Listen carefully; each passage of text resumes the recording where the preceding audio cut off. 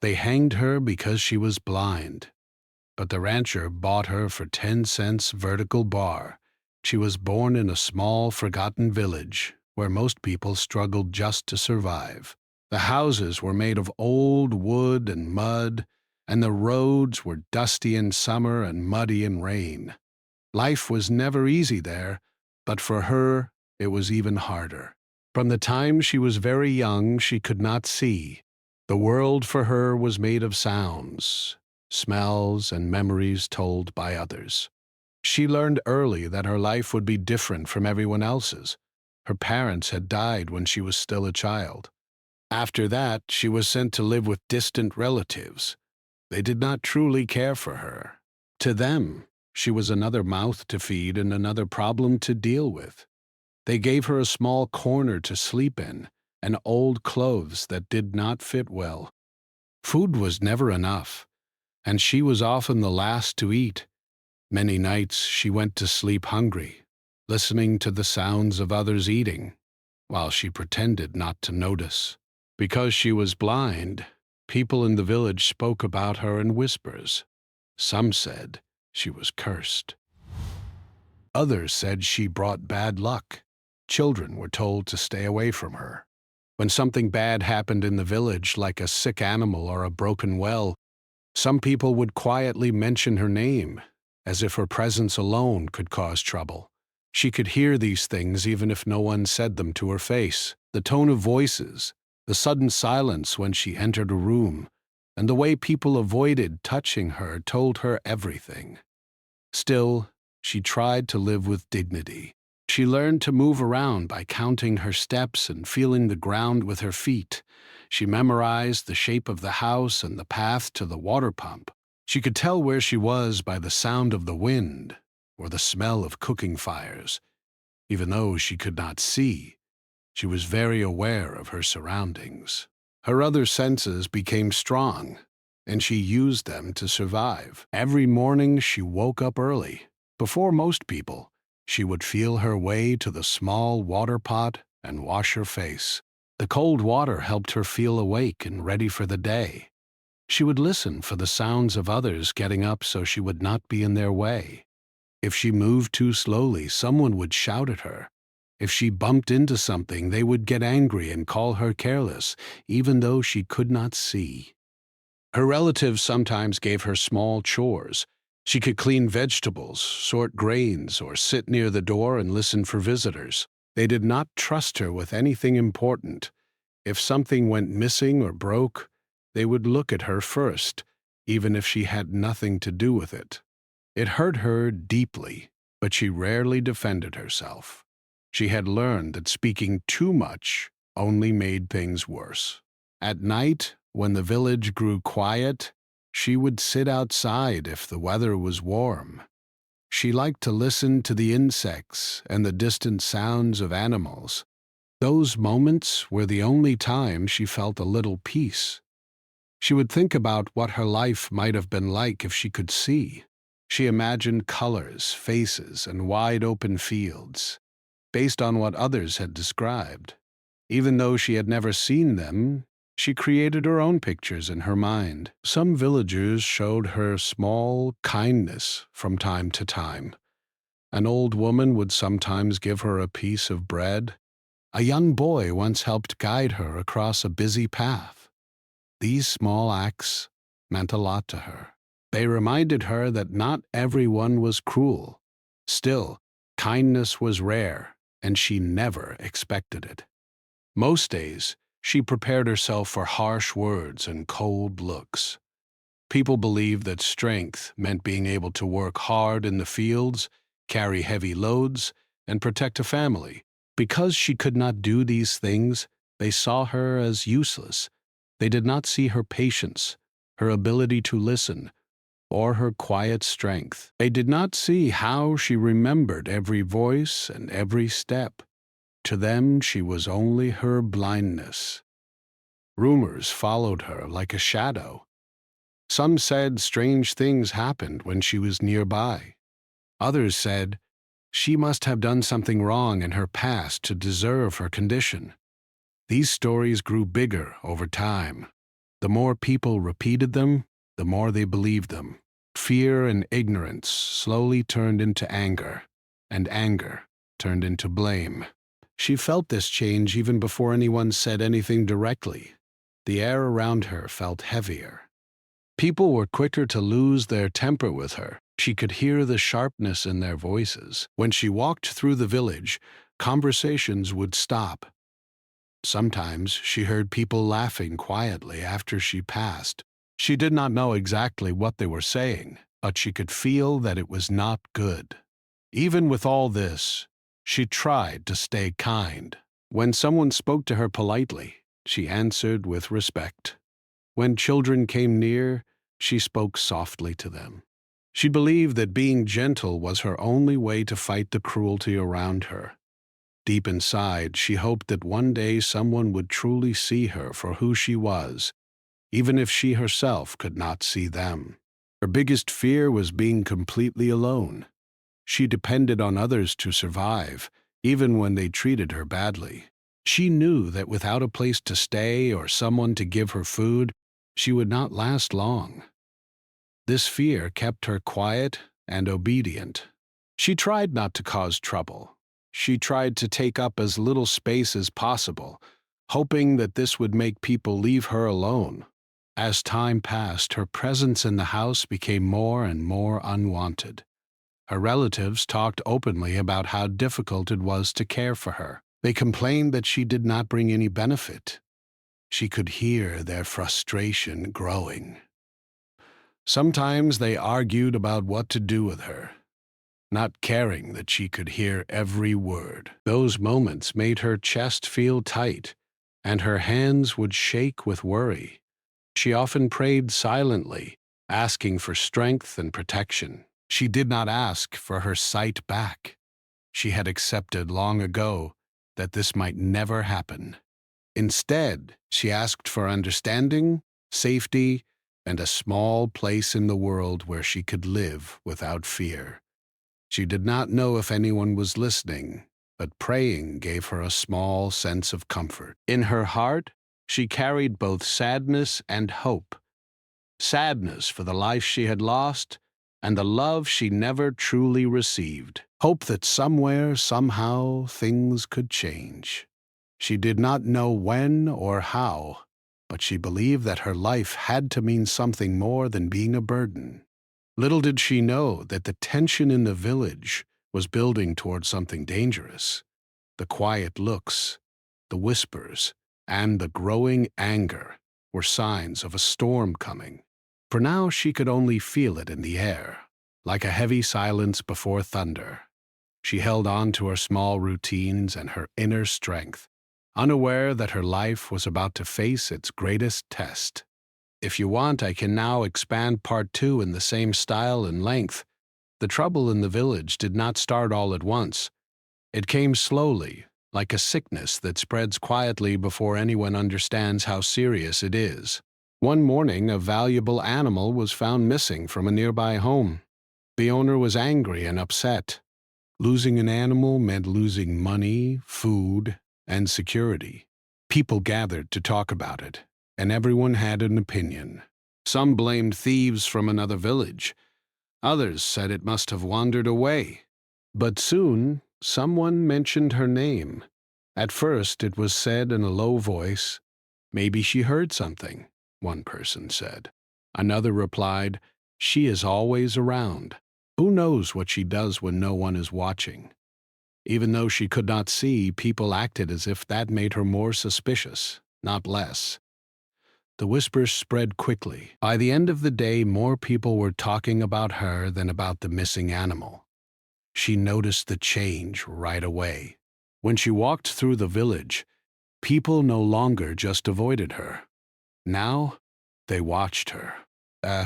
She could feel their eyes on her, even though she could not see them. Voices stopped when she came near.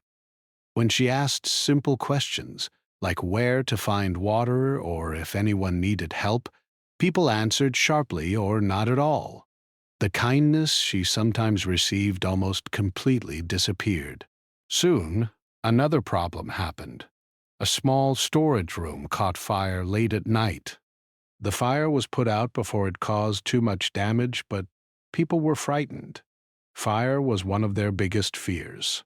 It could destroy homes, crops, and lives. Once again, fear needed someone to blame. And once again, her name came up. Some said they had heard her near the storage room earlier that day. Others said they thought they heard her walking outside at night. None of these things meant she had anything to do with the fire. But fear does not care about truth. Fear looks for an easy target, and she, poor, blind, and alone, was the easiest target of all. She was confused and scared. She did not understand why people were suddenly acting this way. She tried to explain that she had been inside all night. She said she had no reason to hurt anyone or damage anything. But her words felt small compared to the loud voices around her. People were not listening to understand. They were listening to confirm what they already believed. A group of villagers started coming to her relative's house more often. They asked questions in harsh tones. Where was she at certain times? Who had she spoken to? What had she heard? Her relatives, already tired of caring for her, did not protect her. Instead, they spoke about her as if she were not even there. They said she was difficult. They said they did not always know where she was. Their words made her situation worse. She felt betrayed. The people who should have defended her stayed silent or spoke against her. She sat quietly in her corner, listening to every word. Her heart beat fast, and her hands stayed cold. She wanted to disappear. She wanted the ground to open up and hide her from all the anger around her. As days passed, more small problems happened in the village. A child fell sick. A fence broke. A tool went missing. None of these things had anything to do with her, but people started connecting everything to her. In their minds, she became the reason for every bad thing. It was easier to blame one person than to accept that bad things sometimes just happen. The way people spoke about her also changed. They no longer whispered. Now they spoke openly. Some said she was a bad sign. Some said she should not be allowed to live among them. Some said the village would never have peace while she was there. These words cut deep. Even though she had heard many cruel things in her life, this was different. This felt more serious. This felt dangerous. She tried to stay close to the house, hoping that staying quiet would protect her. She stopped sitting outside at night. She stopped walking around unless she had to. She kept her head down and spoke only when spoken to. But hiding did not stop the anger. In fact, it made people more suspicious. They said her silence meant she was guilty. They said she was hiding something.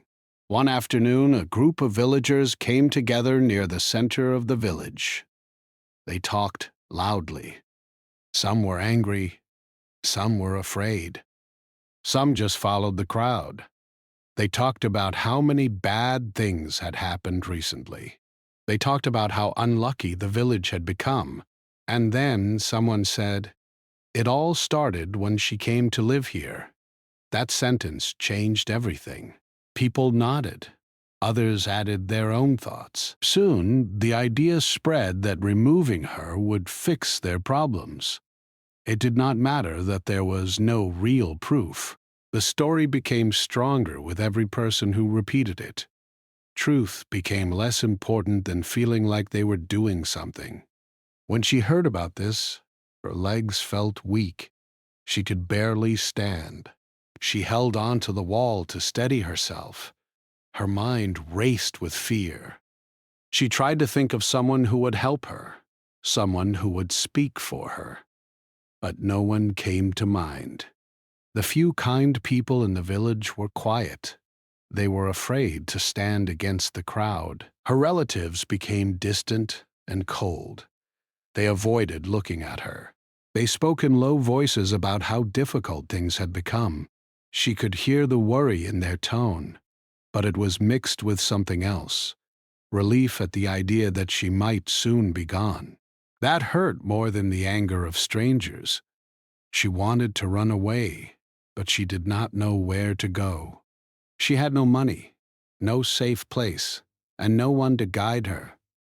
The world outside the village was unknown and dangerous for someone who could not see. Staying felt dangerous, but leaving felt impossible. She was trapped between two fears.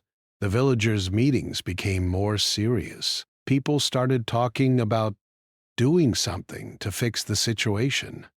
The words were unclear, but the feeling was heavy. She could sense that her life was no longer just uncomfortable. It was truly at risk. Every sound outside made her jump. Every unfamiliar voice made her heart race. She tried to defend herself one last time. When a few people came to question her again, she spoke with shaking but honest words. She told them she had never harmed anyone. She told them she only wanted to live in peace. She told them she was already suffering enough without being blamed for things she did not do. But her voice was small compared to the noise of fear and anger.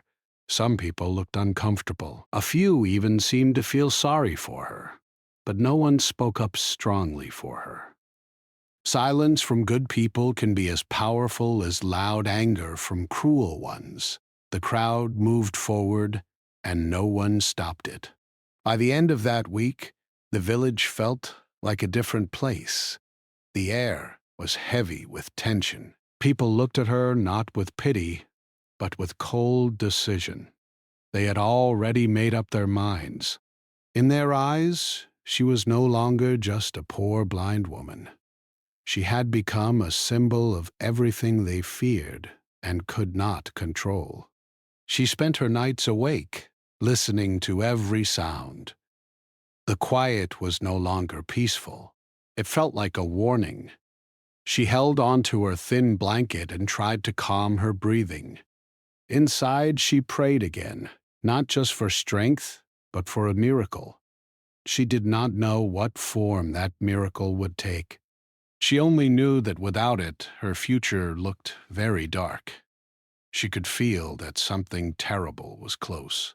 The looks, the voices, the way people moved around her, everything pointed to a coming moment she could not escape. The village that had once only been cold and unkind had now become truly dangerous. And she, unable to see what was coming, could only wait and listen, hoping against hope that somehow someone would step in before it was too late. When you're ready, I can expand part 3 in the same simple, engaging style. The day everything changed began like many other hard days in her life. The air felt heavy, and the village was unusually quiet. She could sense that people were watching her more closely than ever. Even the sounds of daily work felt different, more tense, as if everyone was waiting for something to happen. She stayed inside most of the morning, sitting in her small corner, trying to stay calm. Her relatives were restless. They moved around quickly, speaking in short, sharp sentences. No one offered her food or kind words. She could hear people gathering outside the house. Low voices turned into louder ones. The sound of many footsteps told her that a crowd was forming nearby. Her heart started beating faster. She held her hands together tightly, trying to stop them from shaking. Soon, someone came inside and told her to stand up. The voice was not kind. It was firm and cold. She asked what was happening, but no one answered her clearly. They guided her outside, not gently, but not roughly either. It was the kind of touch that said she had no choice. As she stepped out, the noise of the crowd became louder. She could hear many voices at once. Some were angry, Some were excited. But, but, some were quiet but tense. She felt small in the middle of so many people. Even though she could not see them, she could feel their presence all around her. The air felt tight, as if it was hard to breathe. Someone spoke loudly, listing the problems that had happened in the village. Someone else repeated the same stories, making them sound even worse. Her name was said again and again. She tried to speak, but her voice was lost in the noise. When she did manage to say something, people talked over her. They did not want to hear her truth. They wanted to hear what matched their fears. The crowd had already decided what they believed. In the middle of all this, a new sound reached her ears. It was the sound of a horse and a wagon coming closer. This was unusual. Not many travelers came through their small village. The sound of wheels on the rough road and the steady steps of the horse slowly drew attention. Some people turned toward the noise. The crowd became a little quieter, curious about who was arriving. A man's voice called out, asking what was going on. It was a strong but calm voice, different from the angry ones around her. The crowd made space as the wagon came closer. The man climbed down. From his footsteps and the way he spoke, she could tell he was confident and used to being on the road. He asked simple questions at first. Why so many people? Why was there so much shouting? People quickly told him their side of the story. They spoke about bad luck, missing things, and how they believed she was the cause. They spoke with strong emotion, making the situation sound worse than it was. They did not mention that there was no real proof. The man listened. He did not interrupt right away. When people finished, he asked to hear from her. This surprised many in the crowd. Few people had cared to truly listen to her before. When she spoke, her voice was shaking, but she told her story honestly. She said she had done nothing wrong. She said she only wanted to live in peace. She said she could not even move around easily on her own, so how could she be responsible for so many problems? The man was quiet for a moment. Then he spoke again, this time more firmly. He said that blaming someone without proof was wrong. He said fear can make people see things that are not true. Some people in the crowd became uncomfortable, others became defensive. They said he did not understand their village and their troubles. The man did not argue loudly. Instead, he said something unexpected. He said that if the village did not want her there, he would take responsibility for her. The crowd became noisy again. Some laughed. Some were confused. Some looked relieved at the idea of her leaving. He then said he could give a small amount of money to take her with him. It was not much, just what he had in his pocket. To him, it was a simple offer. To the villagers, it was a way to get rid of a problem. They talked among themselves quickly.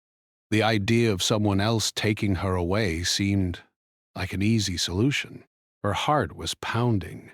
She did not fully understand what was happening, but she could tell that this man was trying to help her. At the same time, she was afraid. Leaving with a stranger was risky, but staying was even more dangerous. She felt trapped between fear and hope. Her relatives spoke up.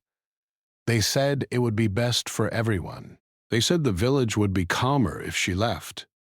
Their words hurt, but they also made the decision clearer. The crowd slowly agreed. They accepted the man's offer. To them, it was not about money.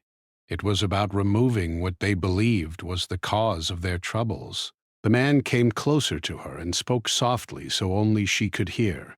He told her his name and said he was a rancher who traveled often for work. He said he could offer her a place to stay and food to eat. He did not promise that life would be easy, but he promised that she would be safe and treated with respect. His voice was steady and kind. It was different from most voices she had heard in her life. She stood very still, listening carefully. She tried to feel if his words were honest. Something about him felt different. There was no anger in his tone. There was no impatience, only concern and seriousness. With no better choice, she slowly nodded.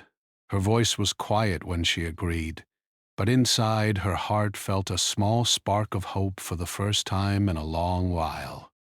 The crowd began to break apart. Some people looked satisfied. Some looked uncertain. A few looked ashamed, but they said nothing. The moment passed quickly, as moments like this often do. The village that had been her whole world for so long was now behind her. The rancher helped her onto the wagon. He made sure she was seated safely and comfortably. He placed a small blanket around her shoulders because the air was cool. These small actions meant more to her than he could know. No one had taken such care with her in a very long time.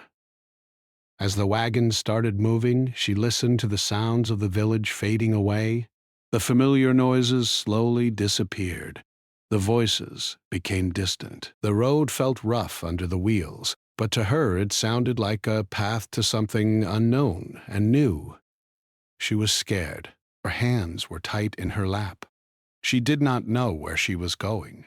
She did not know what kind of life waited for her, but for the first time in many years, she felt that her life might not end in that small, cruel village. That alone gave her a strange mix of fear and relief. The rancher talked to her during the journey. He told her about the land he worked on, the animals, and the long days of hard work. He did not talk down to her. He spoke to her as if she were an equal, as if her thoughts and feelings mattered.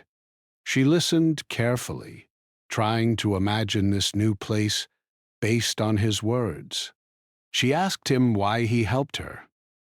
He was quiet for a moment before answering. He said he had seen too many people treated badly just because they were different or weak. He said he could not stand by and watch it happen again. But his simple honesty touched her deeply. The road stretched on. Time passed in a way that felt both slow and fast. Every sound, every turn of the wagon wheels took her farther from her old life. She felt tired, but she could not sleep. Her mind was full of questions and emotions. She thought about the pain she was leaving behind. She also thought about the chance she had been given. By the time the sky began to change color, she could feel that they were far from the village. The air smelled different. The sounds of nature were stronger, fewer voices, more open space.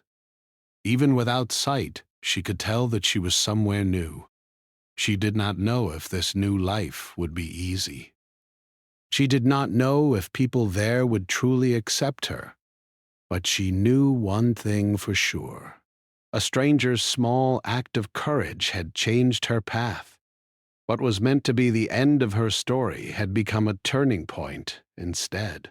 As the wagon continued forward, she held on to that thought. For the first time in a long time, she allowed herself to believe that her life might still hold something good. The road ahead was unknown, but it was moving forward. And for her, that was enough to keep hope alive. When you're ready, I can expand part 4 in the same simple, engaging style. Life on the ranch slowly became more than just a safe place for her. It became a place where she could finally breathe without fear. By the time many weeks had passed, she no longer felt like a stranger. The sounds of the ranch were now familiar to her. She could tell which animal was moving by the way it walked. She could tell what time of day it was by the way the wind felt on her face and the way the air smelled. She had learned a routine. Every morning she woke up to the sound of birds and the quiet movement of the ranch house. The rancher always greeted her kindly.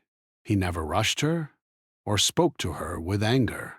He gave her simple tasks that matched her abilities. She helped sort small tools by touch. She prepared vegetables. She sat near the door and listened for visitors or animals that needed attention. These small responsibilities made her feel useful for the first time in her life. What mattered even more than the work was the way people treated her. The rancher spoke to her with respect. If she made a mistake, he corrected her gently. If she did something well, he told her so.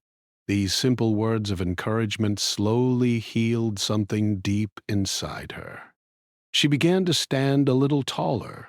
Her voice became steadier when she spoke. Other workers on the ranch also noticed her kindness and patience.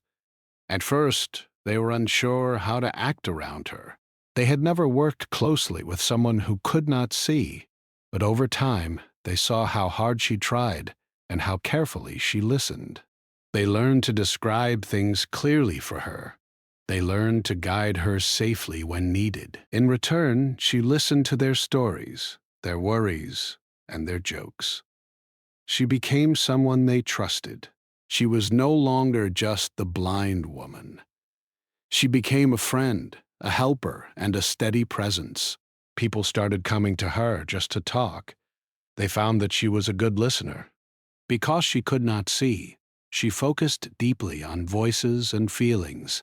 She often understood when someone was sad or worried, even if they did not say it directly. This made people feel seen and understood in a way they had not expected. Inside her, something important was changing. The fear that had lived in her for so long slowly grew quieter. She still remembered the pain of the village, but it no longer controlled her every thought. She began to believe that her life had real value. She was not just someone to be blamed or pushed aside. She was someone who mattered. One day, a traveler stopped at the ranch. As the traveler talked, she recognized the accent and certain words. It sounded like someone from her old village area. Her heart beat faster. She listened carefully as the rancher spoke with the visitor. The traveler mentioned news from nearby places. In a quiet moment, he spoke about how the village she came from had finally discovered the truth behind the troubles. It turned out that the missing animal had been taken by someone who later admitted it. The small fire had been caused by a careless accident. The other problems had normal explanations too. Slowly, the stories that had been used to blame her had fallen apart. People began to realize that she had been blamed unfairly. When she heard this, she felt many emotions at once. Part of her felt sad. Sad that the truth came too late to protect her from all the pain she had gone through. Another part of her felt relieved. Relieved that her name was no longer connected to lies and fear. Even though she was no longer there, it mattered to her that the truth was known. The rancher told her gently what the traveler had said. He did not try to make it dramatic. He simply told her the facts. She sat quietly for a long time after that. Her hands rested in her lap. Her face was calm, but inside, her heart was moving through many memories. She thought about the night she had cried quietly. She thought about the fear, the cold voices, and the feeling of being unwanted. She also thought about the moment the rancher had spoken up for her. That moment had changed everything. Without it, her life could have gone in a very different direction. Instead of feeling angry, she felt something else growing inside her. It was strength, a quiet, deep strength. She had survived. She had endured things that could have broken many people. And now, she was standing in a place where she was respected and safe. She told the rancher that she did not wish to return to the village, not even to prove anything. Her life was here now. This was her home. The rancher agreed. He told her that the past did not define her future. What mattered was the life she was building now. Over time, she became even more confident. She started helping new workers learn the ranch routines. She remembered where tools were kept and helped organize small areas by touch. She even helped calm nervous animals by speaking softly to them. People were amazed at how naturally she connected with the animals. They seemed to trust her voice. She also began to teach others something important without even trying. By simply being herself, she showed them that being different did not mean being weak. She showed them that value is not only in physical strength or perfect health. Value is in kindness, patience, and heart. The ranchers sometimes watched her from a distance and felt proud, not because he had saved her, but because she had saved herself. He had only opened a door. She had walked through it with courage. One evening, as the sun was setting, she sat outside, listening to the soft sounds of the ranch settling down for the night. The air was calm, the animals were quiet, the workers were finishing their day. She felt peaceful in a way she had never felt before. She thought about how far she had come, from a small, cruel village where she was blamed and feared, to a wide, open place where she was accepted and trusted. She knew that her blindness had not changed, but her life had changed completely. She smiled softly to herself. She realized that even though she could not see the world, she now truly felt part of it. She had friends. She had purpose. She had safety. These were things she had once thought she would never have.